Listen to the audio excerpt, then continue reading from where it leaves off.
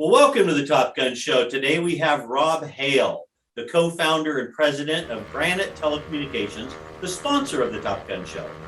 In addition to leading the tremendous growth and development of the business and team at Granite, Rob and his family are perhaps best known for their charitable and philanthropic work. Check out his LinkedIn profile for the amazing work he and his family have accomplished. The Chronicle of Philanthropy listed the Hales as one of the top 15 most generous philanthropists in America. Granite was also recognized in 2019 as the most charitable company in Massachusetts. Oh, and did I also mention that Rob is also an owner and director of the 17-time world champion Boston Celtics of the NBA and the owner of the Boston Cannons of Major League Lacrosse. Rob, welcome to the Top Gun Show and thanks for sponsoring this month. Cheers. Thanks for having me, Steve. Happy to be here. Love it, love it. Well, let's start at the beginning of Granite. You co-founded Granite about 20 years ago, and today Granite now has annual revenues exceeding 1.6 billion and employs over 2,500 teammates. Why did you start Granite, and where did you see the opportunities in the market back then? We started in 2002, which was, as you know, middle of kind of a tech bubble burst on Wall Street. So I was coming out of another telco business that honestly hadn't gone as well as I had hoped, and I was eager to rebuild very, very quickly. We started Granite 2002. We did what you had to do at the time. There was no money to be raised, and we didn't have any money, so we did a wholesale deal with Verizon for analog services. We intended to build switches, as Wall Street and in our industry had told all of us for 10 or 15 years to create value, you had to control the customer. And that vision included building switches and controlling fiber and the backbone of a network. So that was our goal, to be honest. And then we were very fortunate. In 2002, Walmart and Walgreens said to us, if you want to wholesale as a beta test, the POTS lines in our Boston stores will do it. And we wholesaled those for a month or two, and shortly thereafter, we wholesaled. They asked us to do all of the New England analog services, and then they said consolidate, discount the telephone lines for all of the Northeast. And then almost to the same day, they brought us out to Bentonville and Chicago and said, hey, this wholesaling of our existing phone lines, this is good for us, and we will do this for the rest of the country. We may or may not do it with you, but we will do this for the rest of the country. And so by the time the wheels touch home, we had to make a decision. Are we going to do what our industry had always done, which was build, regional structure and a switch-based network? Or are we going to do what these great big customers want, which is essentially become a national wholesaler?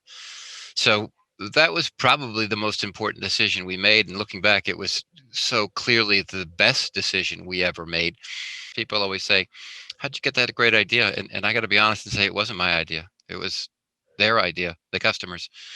And we just had the common sense to listen and then work our tails off to execute. So we've been very fortunate. Our customers drove our growth. That's an amazing story. I love two things about that. I love that it came after the burst of the bubble in 2002, because I rode that wave with a CLEC startup that failed after raising $600 million. But listening to the customer and building the entire company on what the customer said, you said it's common sense, but it's not all that common. So congratulations. I think that's great. Well, why don't you give a brief overview of the products and services that you guys provide and to what type of customer? I would say our customer for the most part is multi-location. So, again, back to that direction that Walmart and Walgreens gave us in 2002, we became a national wholesaler. We ultimately addressed, over the course of a year or two, we had to get certifications in every state, 50 states. And so our core strength has been consolidating multiple locations into a single invoice, into a single point of contact, into a single award-winning national account team. The core strength at Granite is to consolidate across multiple offices into a single bill, single point of contact with dramatic savings. We acquired our first acquisition, a delightful team, a company called Epic, which created a patented wireless POTS replacement device. And I got to tell you that the demand for that is immense.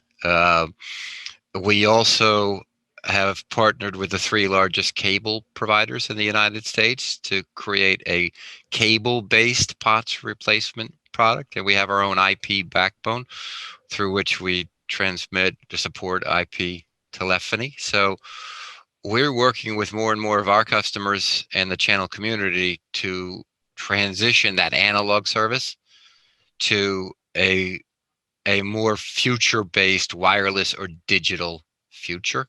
Managed services is probably the most consistent growth over the last couple of years. So many of our customers want one-stop shop.